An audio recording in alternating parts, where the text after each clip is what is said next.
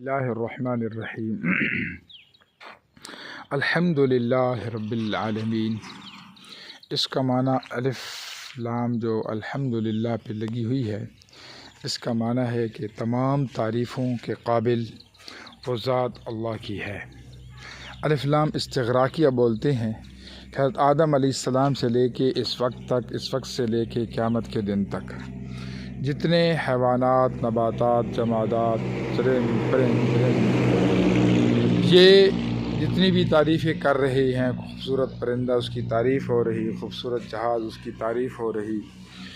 اور اسی طرح کوئی کسی انسان کی، کوئی کسی انجینئر کی، کوئی کسی جہاز کی، کوئی کسی گاڑی کی،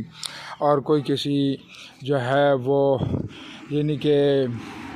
تعمیرات کی، کسی نقشے کی، کسی بلڈنگ کی اور کسی شہر کی بھی تعریف کر رہا ہے، تو حقیقت میں وہ تعریف اللہ کی ہے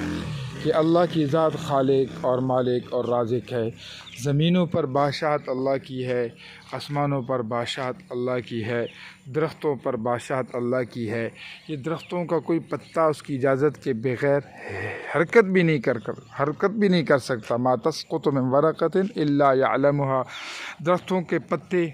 اب اس درخت کے پتے ہم گن نہیں سکتے، یہ ایک درخت ہے۔ دنیا میں کتنے درخت ہیں، پھر درختوں پر کتنے پتے ہیں، کتنے پھل ہیں، کتنے پھلوں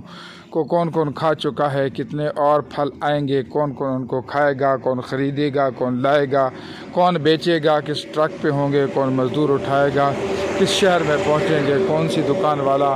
اس کو لے گا پھر اس کو آگے بیچے گا، کون کھائے گا، کہاں پہ گٹلی پھینکے گا، وہ کیا چیز بنے گی، اس کا علم اللہ کے پاس ہے۔ اور وسع کرسیہ السماوات والارض، یہ بڑی طاقت والا جملہ ہے کہ اس کی جو بادشاہت، اس کی کرسی نے تمام کائنات کو، زمین کو، آسمان کو، سورج کو، چاند کو، تاروں کو، پہاڑوں کو، غاروں کو، ندیوں کو، نالوں کو، ہواؤں کو، فضاؤں کو،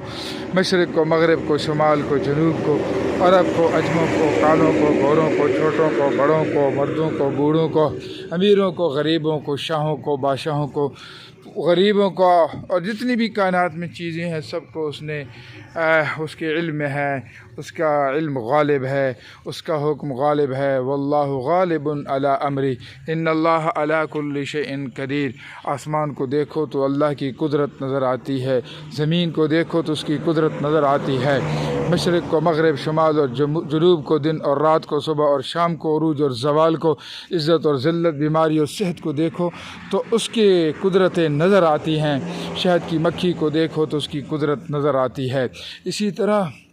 وہ ایک سبز پتے کو چوس کے لاتی ہے، اس پتے میں تو مٹھاس نہیں ہوتی، لیکن وہ جب اس کو اپنے اندر چوس لیتی ہے تو آگے اللہ کا امر چلتا ہے۔ وہ کیا ہوتی ہے؟ وہ مکھی جو ایک پتے کو چوس کر وہ اپنے اللہ کے امر پہ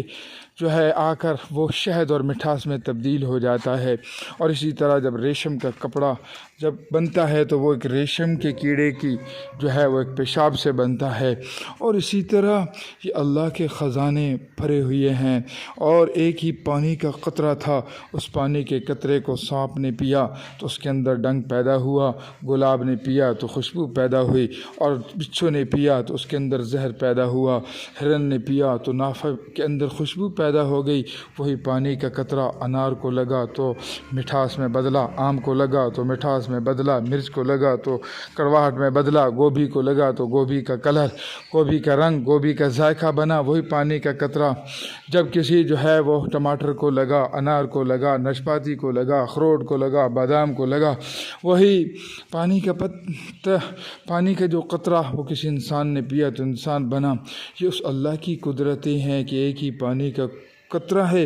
ایک ہی زمین ہے، اس کے آم کو لگتا ہے تو آم کی تاثیر، انار کو لگتا ہے تو انار کی تاثیر، اخروٹ کو لگتا ہے تو اخروٹ کی تاثیر۔ یہ اس کی قدرتیں، یہ اس کی طاقتیں، اس کا امر غالب، اس کی بادشاہت غالب، مشرق مغرب شمال جنوب میں۔ اس لیے اللہ کو ہر وقت یاد رکھو، یا من لا تراہ العیون ولا تخالطہ الظنون ولا یصفہ الواصفون ولا تغیرہ الحوادث ولا یخشى الدوائر یعلم مساقیل الجبال الجبال ومكاييل البحار وعدد قطر الأمطار وعدد ورق الأشجار وعدد ما أظلم عليه الليل واشرق عليه النهار ولا تواري منه سماء سماء ولا أرض أرضا ولا بحر ما في قاره ولا جبل ما في وعره اجعل خير عمري وخير عملي خواتيمه وخير أيامي يوم ألقاك فيه. اس لیے اس کی بڑی پیارے الفاظ سے اللہ کو یاد کرو، اللہ کا شکر ادا کرو۔